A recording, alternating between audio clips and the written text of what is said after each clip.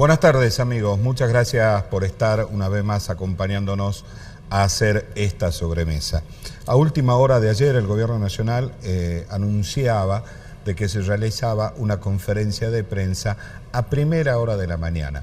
Un detalle en particular: anuncian la realización de la conferencia de prensa cuando los mercados ya estaban todos cerrados, y la conferencia de prensa se hacía antes de la apertura de los mercados bursátiles, lo cual llamaba mucho la atención y muchas especulaciones sobre qué se iba a decir en una conferencia de prensa donde estaba Sturzenegger, del Banco Central, estaba Caputo, estaba Nicolás Dujovne y Marcos Peña, digamos, el equipo económico completo del Gobierno Nacional. Sin embargo, algunos especialistas decían de que el gobierno iba a aflojar un poco con las metas inflacionarias. Sin embargo, todo lo contrario.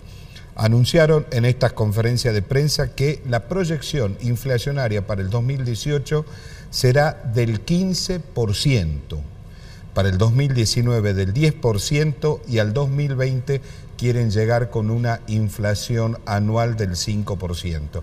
Algunos economistas dicen que es un objetivo muy difícil de cumplir. Bueno, habrá que ver la pericia del Gobierno Nacional si está en condiciones o no de cumplir esta meta en lo que respecta a la inflación. Pero hay otro número que también es importante y es el que habla del crecimiento del país.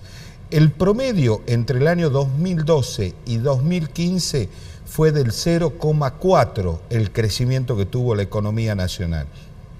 En el 2016 tuvo un decrecimiento, menos 2,2%. En el 2017 ya se empieza a experimentar un crecimiento del 2,8 al 3%. Vamos a ver cómo cierra finalmente. Para el 2018, el Gobierno Nacional pretende un crecimiento del 3,5% del Producto Bruto Interno de la economía nacional, idéntico para el 2019 y el 2020. Si bien es cierto, no es un crecimiento exponencial, pero cuanto menos es un crecimiento sostenido. Voy a volver un poquito al índice de inflación proyectado para el 2018, que es del 15%. Ahora, con esta proyección nacional del 15%, algún concejal de la Unión Cívica Radical tendrá la gentileza de explicarnos por qué al IMSA le van a dar una tarifa que va a superar holgadamente el 25%, algunos hablan que puede llegar al 30% en el 2018, cuando la inflación proyectada es del 15%, explicaciones que la sociedad la viene esperando desde este año, del 2017, cuando al INSA le dieron un 39% de incremento en la tarifa y la inflación fue del 24%. Bueno sería que los concejales de la Unión Cívica Radical, que sin debate, sin audiencia pública y en una sesión más que meteórica y maratónica, resolvieron darle semejante y desproporcionado aumento a la tarifa del IMSA. Con estos números sobre la mesa y con el presupuesto nacional aprobado ayer en el Senado, ahora viene a ver cómo se ejecuta este proyecto y cuál es la parte que toca a la provincia de Jujuy. Por eso hemos invitado a esta sobremesa a Martín Berardi, quien es formalmente el referente y el representante del Plan Belgrano en esta provincia. Les propongo una brevísima pausa y ya estamos con Berardi.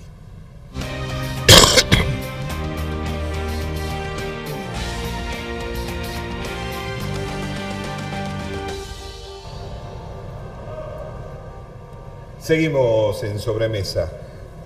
Berardi, ¿cómo le va? Muchas gracias por estar acá. No, gracias a vos, ambiciosa Andrés, la apuesta del gobierno, ¿no?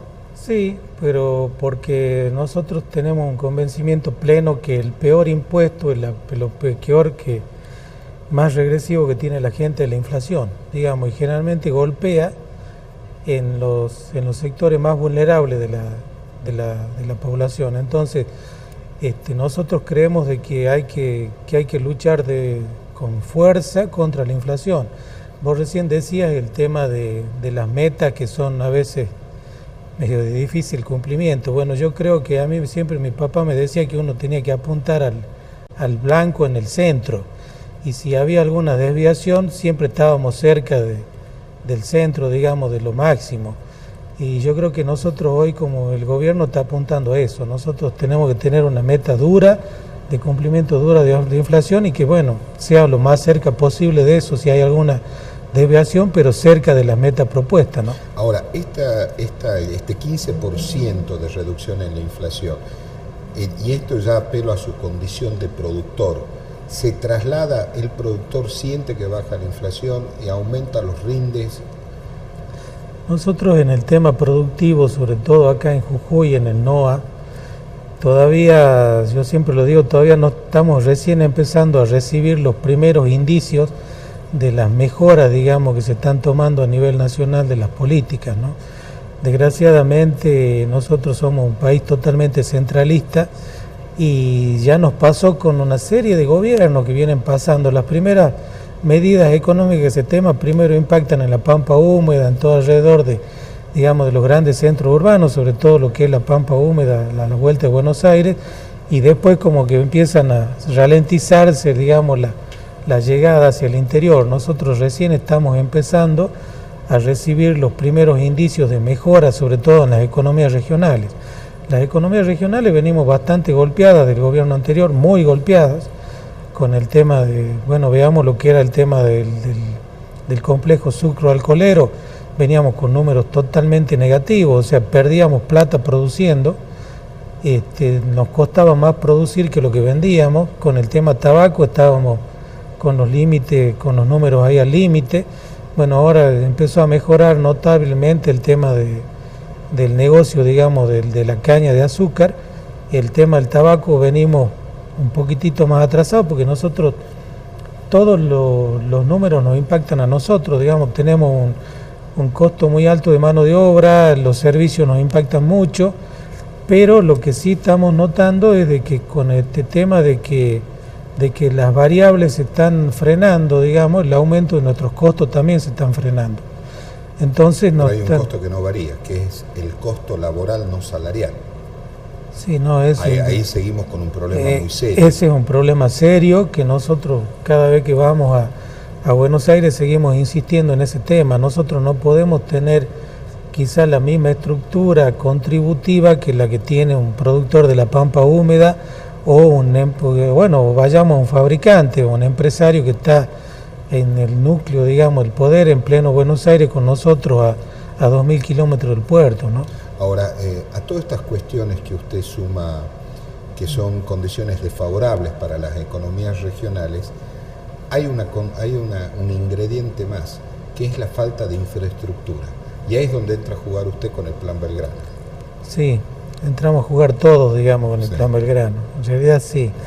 O sea, ¿qué es el Plan Belgrano hoy, digamos? Nosotros somos unos grandes articuladores, digamos, entre las políticas nacionales y las políticas provinciales. ¿Qué es lo que nosotros qué es lo que se prevé, digamos, hoy? Que va a haber un repotenciamiento del Plan Belgrano, porque si bien en la provincia de Jujuy, para hablar del caso nuestro, hay inversiones que se hicieron y están en curso por casi más de 5.000 millones de pesos, por ahí no se publicitan como el Plan Belgrano, pero sí son obras del Plan Belgrano. Y ahora estamos en etapa de definición de las grandes obras, que es la que necesitamos, que son sobre todo el tema de rutas y ferrocarriles, que es lo que más impacto visual tiene con la gente, digamos. Ya el primer tramo de la ruta 34 ya está licitado, creemos que no más de un mes se empiezan las obras. ¿En qué tramo es ese? Es un triángulo que va desde el río Las Pavas hasta el Cuarteadero, digamos, antes de San Pedro, el camino que va a San Pedro, la ruta 66 bis, que es una ruta que sale del Cuarteadero y que llega hasta el aeropuerto, y el tramo del aeropuerto hasta la ruta 34, que se hace toda autovía, digamos, como se prolonga la autopista que va a Perico, llegaría hasta la 34 y toda la 34 quedaría como autopista, digamos. 4 carriles. 4 carriles separados en el medio. Y también la segunda etapa se está por licitar en estos días, que es todo el tramo también de Perico a Jujuy, que se van a hacer rotondas y retorno que no tiene, se mejora el acceso a la ciudad, que realmente es problemático, caótico en algunas horas cuando uno viene de Perico y quiere entrar a San Salvador, es realmente un nudo y muy peligroso.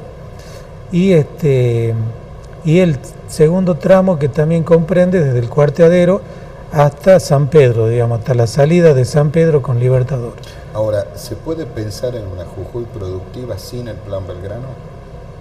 Yo creo que nosotros teníamos que pensar que no a productivo sin el Plan Belgrano o el NEA productivo. Yo siempre insisto y digo que nosotros tenemos que tener el convencimiento que nosotros no podemos seguir produciendo materias primas sin transformación. Porque hagamos lo que hagamos, así no funciona el ferrocarril, tengamos un tren bala, tengamos lo que sea, nosotros vamos a seguir estando a 1800 kilómetros. O a la corta vamos a tener un flete más caro que el productor que está cerca del puerto que en Buenos Aires. Entonces nosotros tenemos que ir despacio, dando, digamos, todas las situaciones y las características y los beneficios para que se empiece a hacer transformaciones de las materias primas en el lugar, así como se está proponiendo de que realmente no extraigamos litio como litio en sí, sino que vayamos a la producción de batería y la venta de baterías de litio. Nosotros creemos de que todos los granos que se produzcan se transformen en la zona. Nosotros tenemos que ser los grandes transformadores de grano en carne, porque el maíz que nosotros producimos en Jujuy y en Salta es el maíz más barato del mundo. Porque cuando uno le pone el precio pizarra menos el flete que sale llevarlo a Rosario, es totalmente antieconómico. En cambio, si nosotros lo transformáramos a ese maíz en carne de vaca, digamos, de vacuna o carne porcina o aviar, se nos transforma totalmente los números. Estamos hablando en alimento. Alimento. Nosotros alimento, o sea, nosotros con 3 kilos de maíz hacemos 1 kilo de carne de cerdo, más o menos, digamos. Entonces, supongamos que 3 kilos de maíz valieran lo mismo que 1 kilo de cerdo. Ya de llevarlo al puerto ya ahorramos un 66% de flete, cuando encima no es así, porque la carne de cerdo vale 20 veces más que 3 kilos de maíz. Y encima todo el movimiento de trabajo que genera tener una producción de carne de cerdo. Porque... Y acá entra un elemento más. ¿El Plan Belgrano es un aporte cuantitativo, me refiero más kilómetros de ruta, tantos kilómetros de vía, o también es un aporte cualitativo a la provincia, en el sentido de aporte técnico, aporte científico, a todo lo que es el desarrollo productivo? Y bueno, nosotros en realidad tiene que ser un aporte cuantitativo y cualitativo. Nosotros tenemos, digamos, varias facetas del Plan Belgrano. Una faceta del Plan Belgrano, el Plan Belgrano Infraestructura, que es lo que son caminos, vías férreas, todo el tema de hábitat. Nosotros realmente, yo creo que lo que mejor funcionó como Plan Belgrano hoy en Jujuy es el tema hábitat. Las 150 hectáreas en Alto Comedero, la cantidad de viviendas y hábitat 1, 2 y 3 que se hicieron en Jujuy es impresionante, digamos, todos los planes Mejor Vivir y todo eso están todos bajo el paraguas del Plan Belgrano. Pero también tenemos que empezar a avanzar y a concretar cosas en el Plan Belgrano Productivo. Y dentro del Plan Belgrano Productivo tenemos un problema que es un problema serio, que nosotros, si bien tenemos líneas específicas de crédito, por ejemplo, para el Plan Belgrano, para los empresarios que estén en la zona del Plan Belgrano y bajo el paraguas del Plan Belgrano, para ahí chocamos con que no tenemos cupo o misteriosamente los bancos locales o las filiales locales de los bancos nunca tienen cupo para tasas subsidiadas para nuestros empresarios. Entonces ese es un tema... ¿Pero ese es un problema de los bancos o es un problema del Plan Belgrano? No, yo creo que es un problema, realmente un problema político. Es un problema político que nosotros, si hago una mea culpa, quizá no tengamos la fuerza suficiente como para ir a hablar a las casas centrales de los bancos y decirle, che, ¿por qué las otras provincias tienen cupo y Jujuy no tiene cupo? O sea, hay una discriminación muy clara muchas veces de Jujuy con otras provincias. ¿Y no será un problema de gestión de Jujuy? Y es un problema por eso, quizás sea una mea culpa, quizás no estemos gestionando bien nosotros también. Pero acá nosotros tenemos casos de empresarios locales, muy firmes, que se le aprueba la línea de crédito, se le aprueba las garantías, se le aprueba todo crédito, supongamos con una tasa del 15 o el 18% a lo mucho, inclusive hay créditos al 12%, y terminan llegando a los bancos locales y nunca tienen cupo, nunca tienen esto, siempre le falta un papelito y terminan ofreciéndolo milagrosamente la tasa general del banco al 28%. Para eso sí hay cupo, pero para la tasa subsidiada no hay. Entonces, nosotros quizá estemos gestionando mal porque no está llegando los cupos necesarios, los créditos necesarios a las tasas que corresponden que se le dé bajo el paraguas del Plan Belgrano. ¿Esa va a ser una de sus tareas como...? Y esa va a ser una de mis tareas, sí. Pues justamente lo estoy ahora pidiéndole a la gente de la Casa de la Producción, digamos en Jujuy, que elaboremos un informe también para ir a verlo al gobernador con este tema. Ahora, ¿qué pasa con aquellas obras? A ver, hemos hablado de ruta, hemos hablado de vías férreas, que son obras de envergadura. Pero ¿qué pasa, por ejemplo, con la intendencia de algún pueblito chiquito que necesita cordón cuneta? Y bueno, esas de son... 3 cuadras de cordón cuneta. Sí, que 3 no es cuadras. O agua potable que se están haciendo. Saneamiento. O bueno, tuvimos el caso de la motoniveladora para Cato, digamos, que cuando uno le dice en Buenos Aires que necesita una motoniveladora por un pueblito tan chiquito, ellos hacen los números y dicen, pero ¿para qué necesitan esta máquina? Y cuando uno realmente le explica qué es lo que significa para ese lugar tener una maquinaria que pueda tener limpios los caminos para llegar, cambian las perspectivas. Nosotros vamos a ver ahora, por lo menos tenemos un pedido de jefatura de gabinete que haya una especie de relanzamiento del Plan Belgrano. Y también vamos a llegar a la obra grande como a la obra chiquita, digamos, el cordón cuneta, todo en conjunto con la provincia y con la nación, digamos.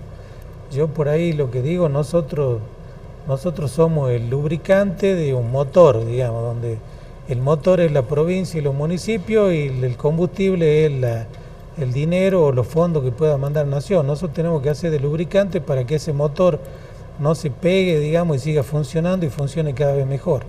Entonces ahora gran parte de esta gestión también va a ser ir y visitar y hablar con los intendentes y visitar los intendentes y hacer un relevamiento qué obras se necesitan y cuáles pueden ser relevantes realmente para cambiar la vida de los pueblos. O sea, digamos. El intendente que necesite una obra, a ver, comparado con la magnitud de lo que es la 34, una obra chica, pero para el pueblo es una obra gigantesca.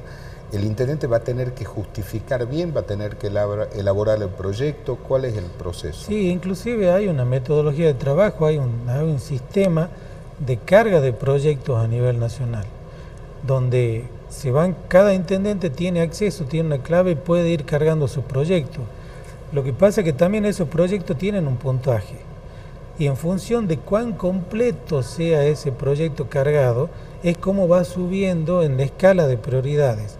Entonces, nosotros lo que tenemos que hacer un esfuerzo muy grande en Jujuy, muy grande, es que empecemos a dejar de cargar ideas y empecemos a cargar proyectos. O sea, un proyecto tiene que tener no solamente qué es lo que se quiere hacer, sino qué presupuesto de obra, cómo se lo va a hacer, cuánto va a costar. Impacto ambiental. Impacto ambiental. Entonces, en la medida que uno le vaya cargando a ese proyecto mucho más datos, eso va teniendo automáticamente en el sistema un puntaje superior y se va encargando y se va subiendo de categoría.